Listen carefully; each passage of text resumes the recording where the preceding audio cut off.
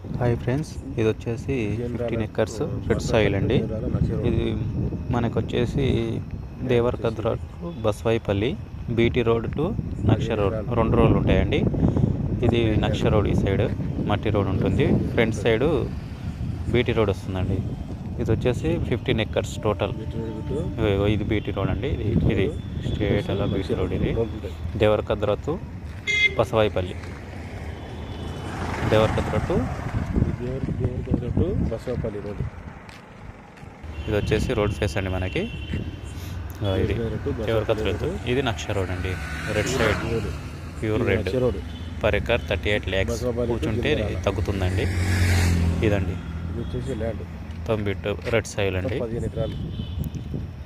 Okay, thank you. Red soil.